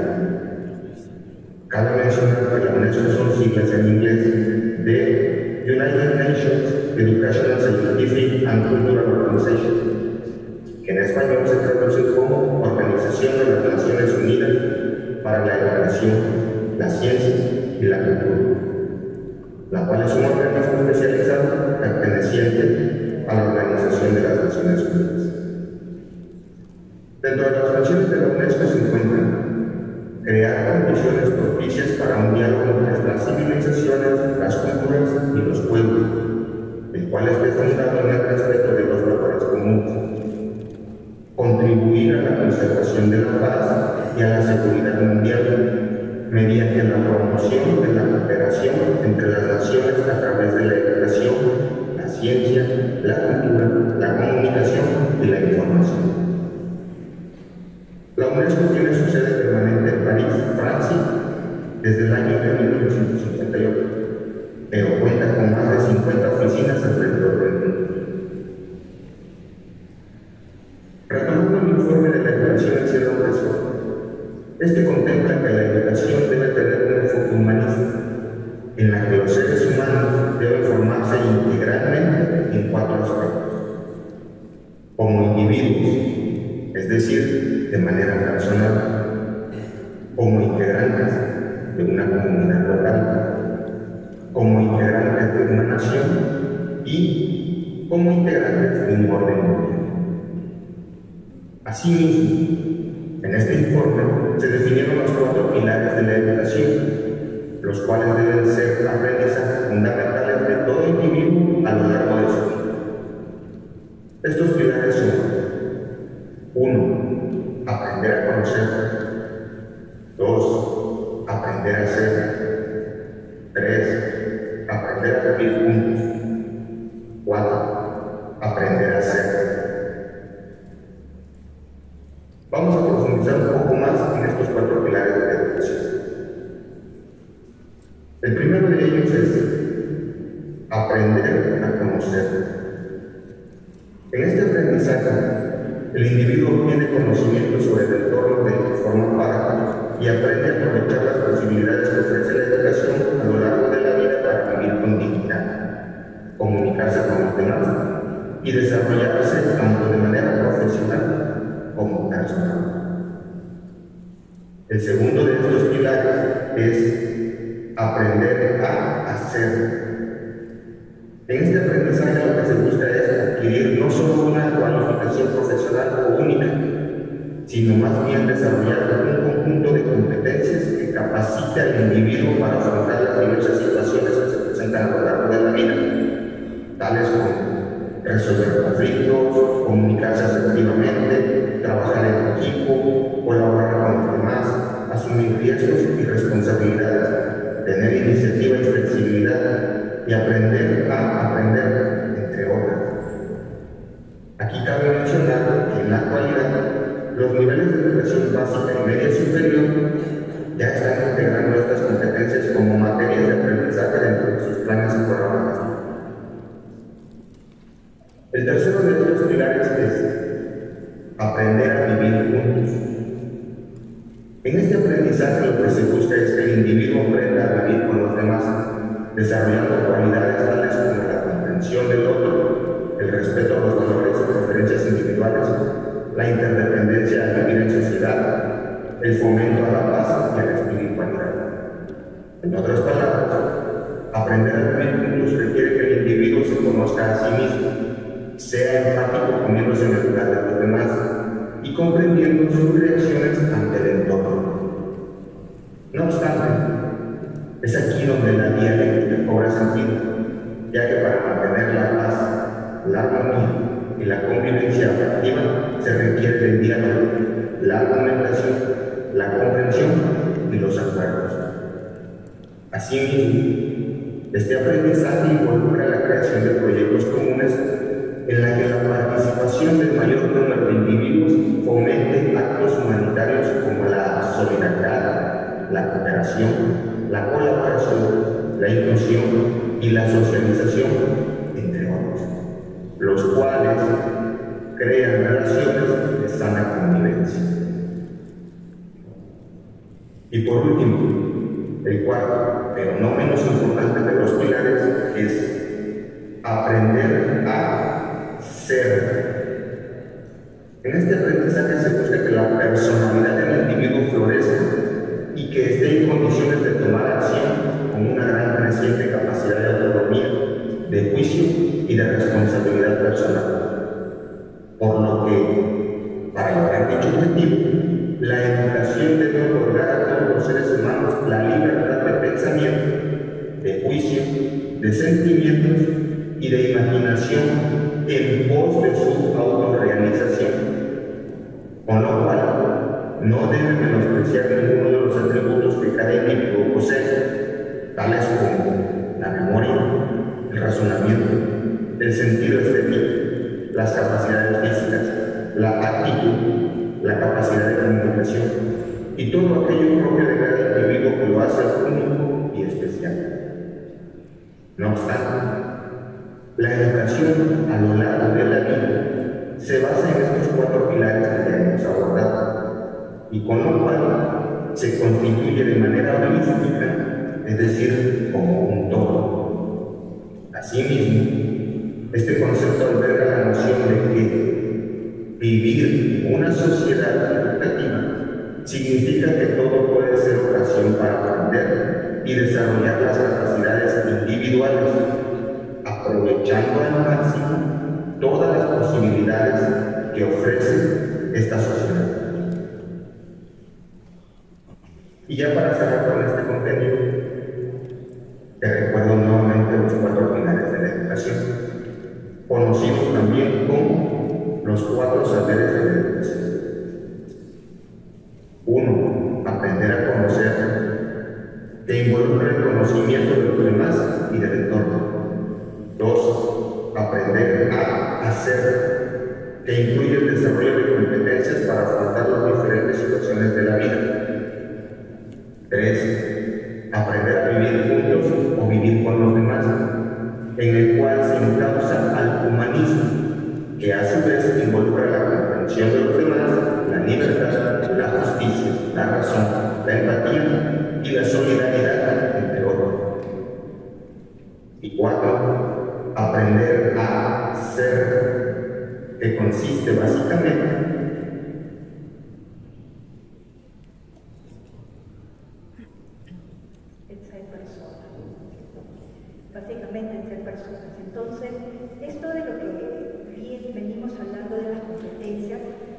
es información, son propuestas pedagógicas que van surgiendo en base a las necesidades, en base a las investigaciones.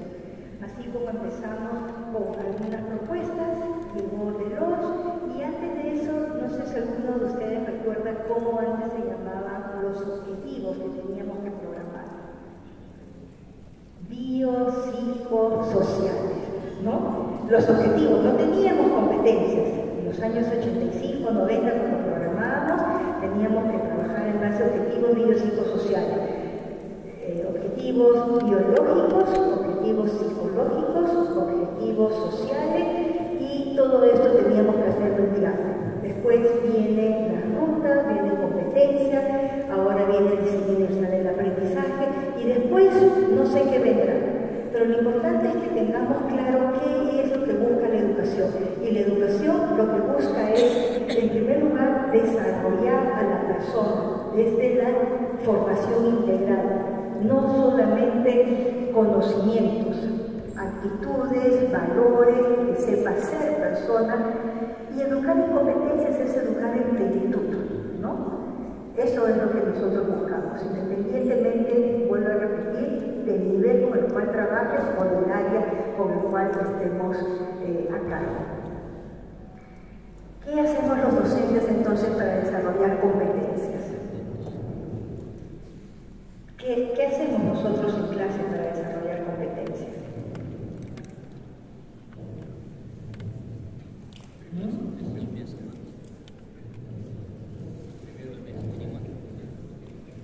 Hacer un diagnóstico, ok, conoces a los estudiantes, y a partir de eso, ¿qué más?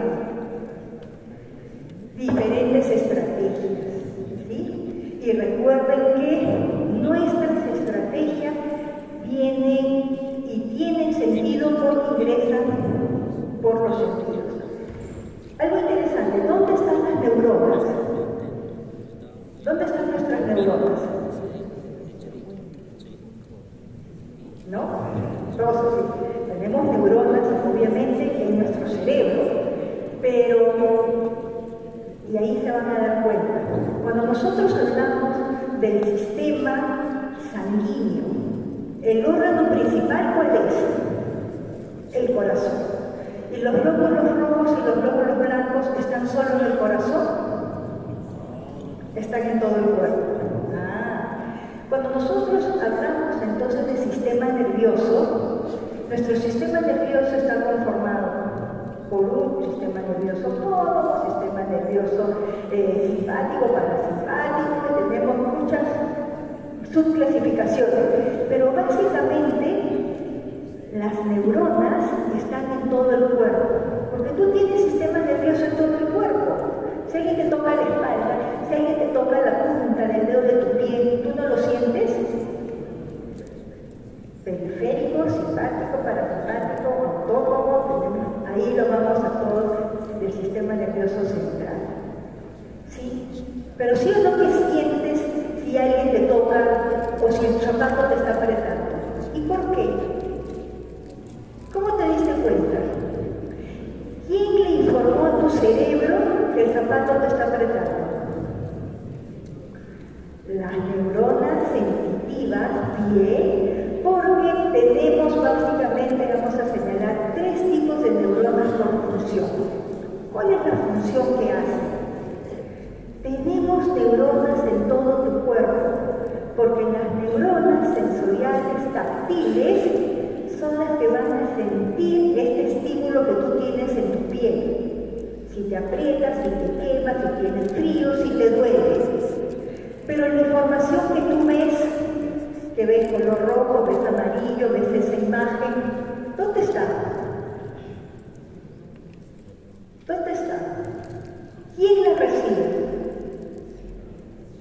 Obviamente el ojo. En el ojo tenemos neuronas sensoriales oculares, porque estas neuronas van a llevar la información a tu cerebro, donde están las neuronas asociadas, asociativas o interneuronas, depende del libro que leas, y este es el que la va a decodificar y va a ver, este es un señor que está ahí con 3 o 4 estudiantes.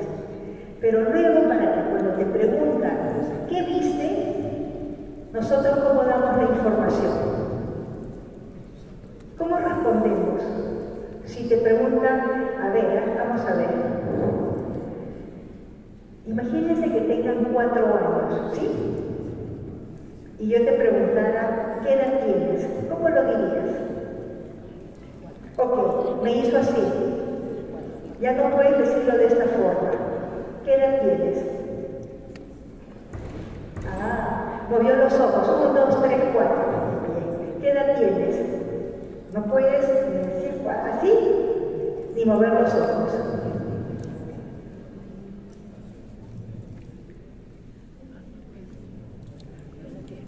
¿Ok? ¿Pero qué fue lo que hizo? Un movimiento de hombros. ¿Qué edad tienes? Movió la boca y dijo 4. ¿Qué edad tienes? Ya no dijo ella de esa forma. ¿De qué forma? ¿De qué otra forma? Ah, 1, 2, 3, 4. Movió los dedos. ¿Qué edad tienes? ¿De qué otra forma lo expresas? Bien, aplausos. 1, 2, 3, 4. Escuchen, ahora ahí viene. Movió la mano, movió los ojos, movió los hombros. Dijo 4, movió la boca, movió las manos. Pudieron escribirlo. 4. ¿Qué es lo común en todas las respuestas? El movimiento. Quiere decir que la respuesta que tú proceses siempre va a ser motora. Por eso es que nosotros evaluamos a nuestros estudiantes con la observación, porque estamos observando sus movimientos. Entonces, para el proceso de aprendizaje ingresa la información por todos los sentidos. Neuronas sensoriales auditivas, neuronas sensoriales visuales, neuronas sensoriales olfativas, neuronas sensoriales táctiles. Y cuanto más aprendizaje sensorial haya, ese aprendizaje queda mejor. Luego toda la información se procesa en el cerebro, se procesa, todo se cocina allí, y cuando tú ya tienes la respuesta, la tienes que evidenciar con movimiento. Las neuronas motoras. Entonces, 3 tipos de neuronas por función. Y las 3 son las que ayudan al aprendizaje. Nosotros no podemos abrir el cerebro ni mandarlos a una resonancia a ver qué es lo que dice su red neuronal, pero sí podemos observarlo. Y por eso es que la evaluación es de movimiento, si escribe, si compone, si baila, si expresa, etc. Ese es el circuito del aprendizaje. Entonces, ¿qué hacemos los docentes para desarrollar competencias? Las diferentes actividades que hagamos para desarrollar su formación integral de conocimientos, actitudes, valores, destrezas, etc., las vamos a poder evidenciar con el movimiento, con la acción de los estudiantes.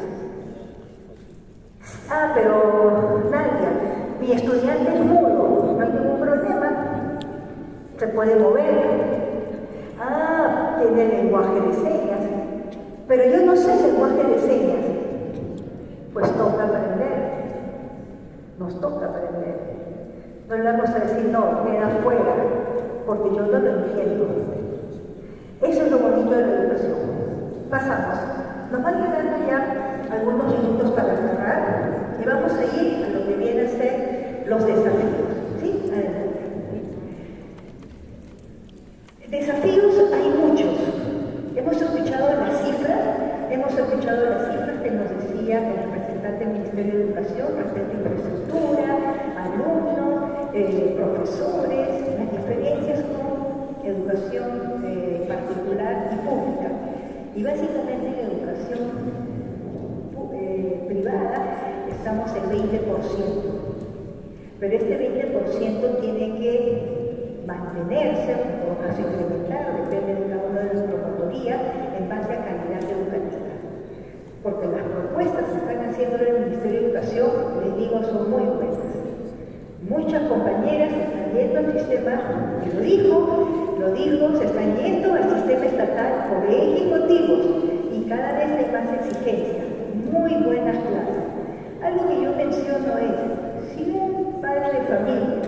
decide poner a su hijo en un colegio pequeñito, donde la infraestructura no favorece, los profesores no son tan capacitados, etc., antes era ese pensamiento. Ahora no, ahora volví a instituciones públicas porque está cada vez habiendo mayor calidad educativa, lo cual es muy bueno, ¿sí? Entonces, ¿qué hacemos para no perdernos? En primer lugar, que siempre va a haber desigualdad social, pobreza, exclusión educativa. Esto es una realidad de la época antes, romanos, Grecia, Egipto, ¿no? Solo algunos tenían educación, en nuestro imperio incaico también. Violencia, desinformación, crisis de valores, lamentablemente es la humanidad, ¿no? La humanidad que tenemos que ir mejorando, la emergencia climática, deterioro del medio ambiente, brecha digital, educativa post-pandemia, crisis de confianza en las instituciones. Pero todo esto que ocurre, ¿cómo lo podemos revertir? Lo vamos a revertir reconociendo en primer lugar a la neurodiversidad. La neurodiversidad viene a ser, cuando empezó la neurodiversidad se pensaba que solamente eran los niños TEA, el trastorno del espectro autista. Sin embargo, esto ha ido avanzando. Y ahora el término de neurodiversidad es tan amplio que incluye a los que tienen el síndrome de Tourette, dislexia, los traumas, la diversidad cultural, el trastorno de hiperactividad, trastorno de atención, discalculia, como decíamos, los talentos y la superdotación, todo. Es por eso que en una ley decíamos acá, por lo menos 80 personas son o somos neurodivergentes o neuroatípicos. ¿Y qué significa? Que no corresponden a este nivel de competencia que deberíamos tener todos. Si estuviéramos en el aula y fuéramos estudiantes de quinto grado, pues van a ver el 80% que estén sobre el nivel y algunos que estén 1 o 2 niveles debajo. Y eso es lo normal. Eso no es lo anormal, eso es lo normal. Lo normal es que haya esta neurodivergencia. Entonces, cuando tú conozcas al estudiante, te vas a dar cuenta, y a veces decimos, este ojo pedagógico, algo tiene, no sé qué es, no soy psicóloga, no soy neuróloga, pero algo tiene. ¿Por qué sabemos que algo tiene? Porque tienes 20 años de experiencia, que has visto a cuántos estudiantes, 40 por 20, 800 estudiantes en tu labor pedagógica, y como siempre te dieron cuarto grado de primaria, ya sabes cómo funciona el cuarto grado. Entonces hay uno o varios que salen de la norma. Y esos que salen de la norma vienen a ser las personas neurodivergentes. Entonces, ¿cómo avanzamos en esto? Avanzamos señalando, seguimos. No, eso no pasamos. Vamos a reconocer que esta neurodiversidad, en primer lugar, nace del reconocimiento que tenemos cerebros diferentes. Y por lo tanto, estas variaciones que se van a dar es porque en una población del 15 al 20% son neurodivergentes. Seguimos. ¿Qué significa eso? Que todos somos neurodiversos, pero se dividen en dos: los neurotípicos y los neuroatípicos, o llamados neurodivergentes, que tienen un desarrollo común neurológico, y los otros que tienen un desarrollo neurológico menos común. No significa que un niño TEA no va a aprender a leer y escribir. Sí va a aprender a leer y escribir, pero puede aprenderlo a los 10, 12 años. No significa que un estudiante con retardo mental no pueda hacer una operaciones con análisis cuántico. Les juro que lo pueden hacer. Yo tengo una niña que la llevo desde un año, Adriana, desde un año de vida. La tuve en el Centro de Educación Inicial. Tiene ahora 17, está en quinto secundaria. Retardo mental, discapacidad leve. Está haciendo análisis. Y uno dice, ¿qué? Sí. Casi no hay adaptaciones curriculares y tiene retardo mental.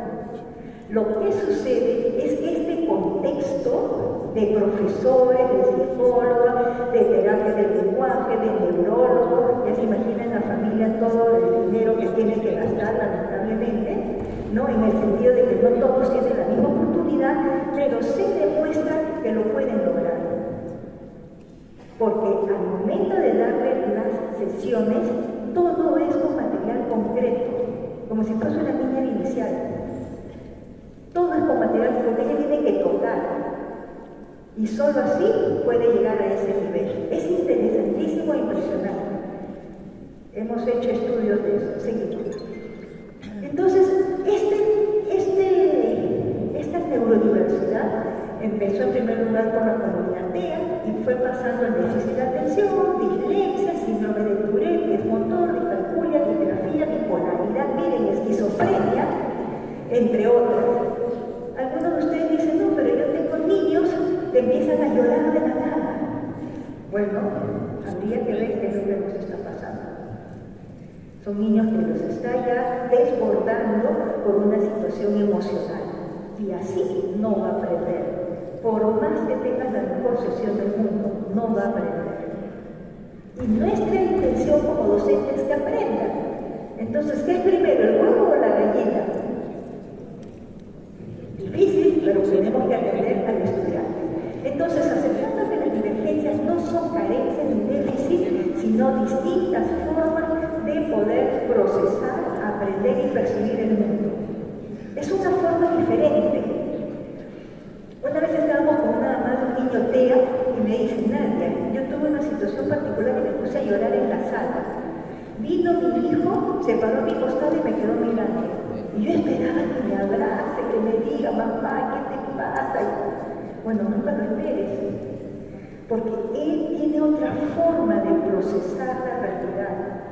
El hecho de haberte quedado a tu costado, acompañándote y mirándote, esa era la forma más preciosa que tiene el niño de acompañarte.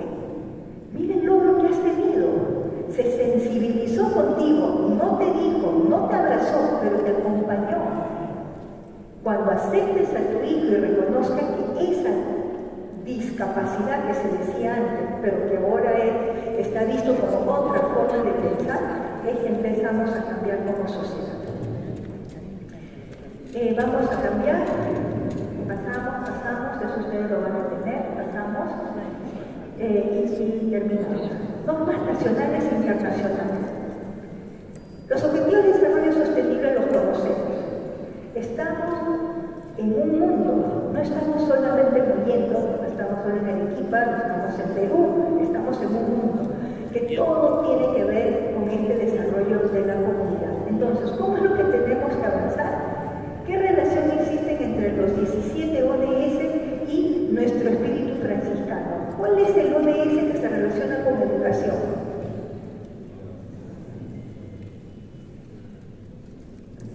El 1, 2, 3, 4, el 4. ¿Y qué es lo que busca el ODS de educación? La calidad educativa y lo que viene a ser que haya la equidad, ¿no? Entonces, estos principios de la ODS sí tienen relación entonces con el carisma franciscano. No es que esté alejado, que se hizo en UNESCO, que fue hace 20 años, no.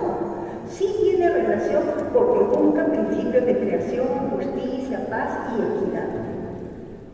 El ODS 4, que es educación, busca educación de calidad, inclusive equitativa y transformadora. Tiene que ver. El ODS 13, acción por el clima, ecología integral franciscana.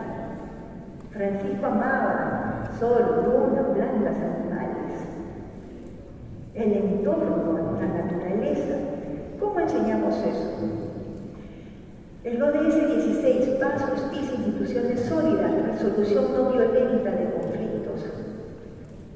El bullying, el ciberbullying y todo eso que hay ahora, antes existían otras formas de violencia, pero siempre ha existido violencia, ¿sabes? Tendríamos personas que no quisieran ver la realidad y decimos que ahora es peor que antes. No, ahora son otras formas. Son otras formas. pero también hay violencia, ¿no? Alianza para lograr objetivos, comunidad, redes y cooperación, el ODS 17. ¿Y a dónde vamos a llegar con esto? Vamos a llegar, seguimos, aquí hay no solamente el ODS, sino el proyecto educativo nacional que tenemos al 2036. Nosotros como país tenemos un proyecto, y este proyecto también está alineado a los colegios franciscanos. Buscar educación centrada en las personas, enfoque intercultural, inclusivo, sostenible y que garantice el bienestar y participación activa. Y algo que también nos decía el expositor de la mañana, tal vez no estamos como directivos reconociendo todas las leyes y normatividad que hay, pero hay una que sí nos interesa mucho, que viene a ser este marco normativo de la inclusión. Esta inclusión que antes se veía simplemente para las personas con algunas dificultades o carencias o con síndrome, ahora se amplía el espectro porque vemos que simplemente si tú eres una persona hiporreactiva táctil, que significa que si yo te toco, tú, ya me has pegado. ¿Yo te he pegado? No, solo te he saludado, hola, no, me has pegado. Y esa niña se queja que le cortan las uñas, que le peinan, que la tocan y se siente agredida. Bueno, es una persona neurodivergente porque lo que tiene es hipersensibilidad táctil. ¿Sí? ¿Eso existe? Eso existe. Entonces no es que sea mañosa, que sea engreída, es que ella siente, es tan sensible que eso supone. Entonces cuando uno empieza a escuchar esto, o si no estés viendo niños en el salón, que tú estás hablando, o pones una música y se tapan los oídos, sí, ay, qué exquisito, ese chico, sácate la mano de los oídos. No, ese niño lo que tiene es una hipersensibilidad auditiva, escucha todo como 10 veces más que tú, y lo que está haciendo es dolor, le duele.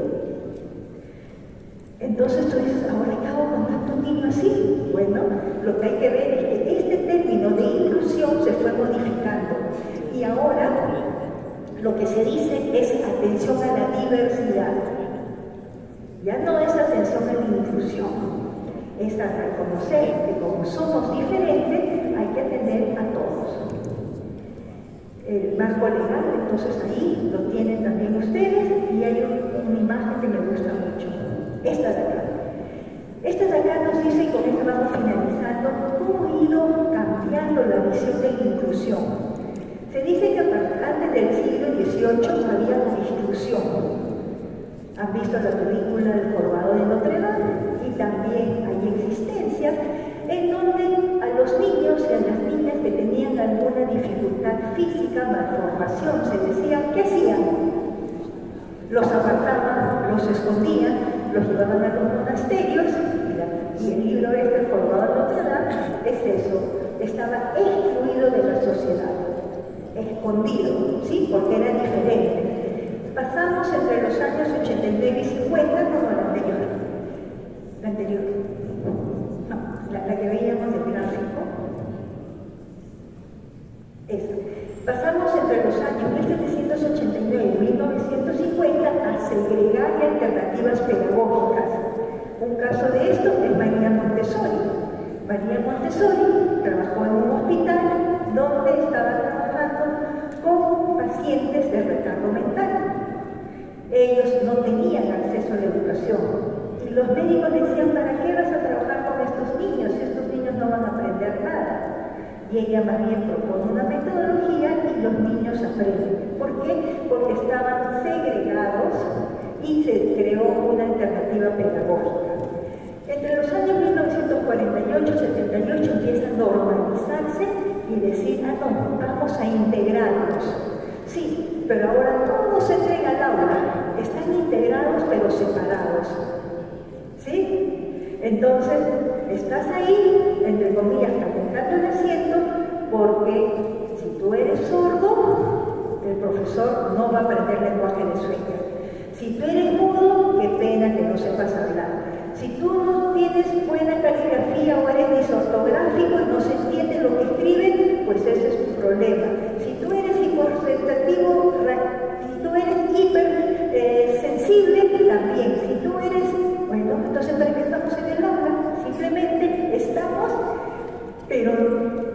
Nos han integrado, pero no nos han incluido. ¿Se dan cuenta de la diferencia? Es como, por ejemplo, cuando ustedes estudiaron y alguno es zurdo, ¿había mesa de zurdo? ¿Había tijera de zurdo? Piña. Si tú eres zurdo y te veías así, se te caía todo. Y a la tijera la agarrabas así para que corte. Ahora no, ahora eres zurdo, no es un problema, es una forma de desarrollo cerebral. Hay mesas de zurdos, sillas de zurdos, tijeras de zurdos, lapiceros para que no borre, porque uno escribía y se borraba todo. Entonces, eso sale justamente porque ya hay mayor conocimiento de lo que somos las personas y se llega a la cuarta etapa de la inclusión. En estos momentos en nuestro país y en muchas partes del mundo se están en esta etapa. Ahora vamos a incluirlos. Sí, los incluyes, pero se les sigue señalando. Los incluyes, pero hay una integración escolar. Pero lo que tenemos que llegar es a la convivencia. Y eso sí nos dijo San Francisco de Asís. Todos somos iguales. Todos somos hijos de Dios. Entonces, ¿por qué estoy integrado? Yo no debería estar integrado, debería estar conviviendo. Y esta convivencia es hacia donde nos dirigimos. ¿Cómo eliminamos entonces esta exclusión que puede haber o esta forma de vivir que se puede dar en el aula? Lo que tenemos que hacer es finalmente recordar todo lo que nos dicen las normas legales. Pero más allá de las normas legales, estamos acá por el espíritu. Y viene a ser el espíritu de San Francisco de Asís o el carisma franciscano. ¿Sí? Actualmente nos dirigimos hacia una educación de calidad equitativa e inclusiva que va a dar respuesta justamente a este marco normativo de lo que viene a ser el marco de acción de educación 2030, los ODS 4, las metas, lo que dice el marco del Perú al 2036, lo que dicen nuestras lecturas del carisma franciscano y todos los procesos de enseñanza y aprendizaje que busquen igualdad de géneros, convivencia, paz, equidad y procesos de aprendizaje diferenciados. Vamos a pasar a las preguntas. Este es el DUA que también lo vamos a ver y nuestras conclusiones. Este diseño universal es lo que busca. Nuestro currículo es flexible y por lo tanto vamos a alcanzar objetivos, evaluación, metodología, recursos flexibles que respondan a las diferentes necesidades y capacidades de los estudiantes. Si estoy en tercero de secundaria, pero mi estudiante es neurodivergente, entonces yo no lo tengo que evaluar en la competencia del nivel que corresponde, porque lo estoy forzando a algo que no puede hacer. Su cerebro no está desarrollado. Tenemos que ver en dónde está para seguir elevando.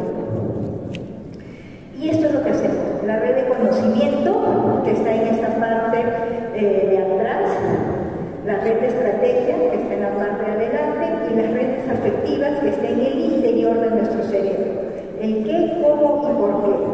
Y este qué es proporcionar múltiples formas de representación. Cuando hablamos de aprendizaje multisensorial, preséntale la información de todas las formas que tengas.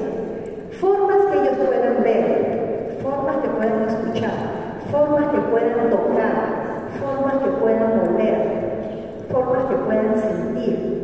Con todo eso se va a ir a la red del procesamiento, es decir, el cómo. ¿Y cómo lo hago? Con diferentes formas de acción. Se están relacionando las dos. Yo le doy un conocimiento, pero a través de un cómo. El cómo es muy importante para llegar al conocimiento, pero antes del cómo está el por qué. ¿Por qué quieres aprender esto? ¿Por qué es significativo? ¿Por qué te interesa? ¿Por qué esto te ayuda a mejorar como persona? Entonces es el compromiso que yo tengo para aprender. ¿Sí? Ok.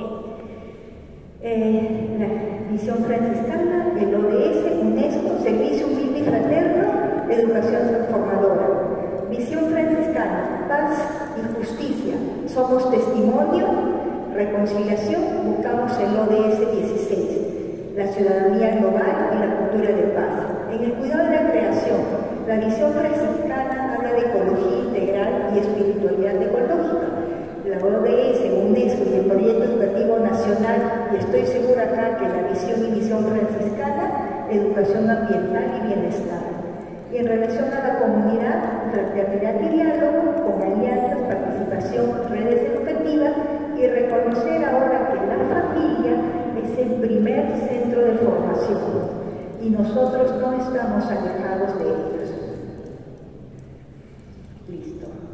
La siguiente es la conclusión. Nos vamos a las conclusiones. Las conclusiones. Esto se los dejo. Entonces, esto es lo que ustedes van a hacer ahora en el taller. En el taller, por grupos, vamos a escribir qué es lo que nos llevamos como inspiración del carisma franciscano, cuál es nuestro compromiso, pero también responder de qué manera el perfil de maestro franciscano, fundamentado en el testimonio, el servicio y el cuidado de la creación, se fortalece cuando se integra con el enfoque por competencias. O sea, todo lo que hemos dicho es formar, humanizar. Y este crecimiento de formación personal tiene en los colegios franciscanos una forma particular de ser. Entonces, ¿de qué manera yo como perfil docente voy a ayudar a que se dé el enfoque por competencias? Estamos hablando de una comunidad franciscana y no de una comunidad carmelita o San Agustín, etc. ¿Sí? ¿Y cómo puede la escuela franciscana contribuir activamente a la formación de ciudadanos que respondan a los desafíos del Perú? Antes de desafíos del Perú, que respondan a su comunidad, a la luz de los ODS, del Proyecto Educativo Nacional y la pedagogía Francisco de Asís. Estas preguntas son bastante amplias, pero sin embargo lo que nos permite ver es que este gran título que teníamos de formador, maestro, visión de Perú y enfoque por competencia, sí lo podemos hacer. Si tenemos en la mira lo que es formación de la persona de manera integral bajo el enfoque de Francisco. Eso es lo que queríamos compartir y muchas gracias por escuchar.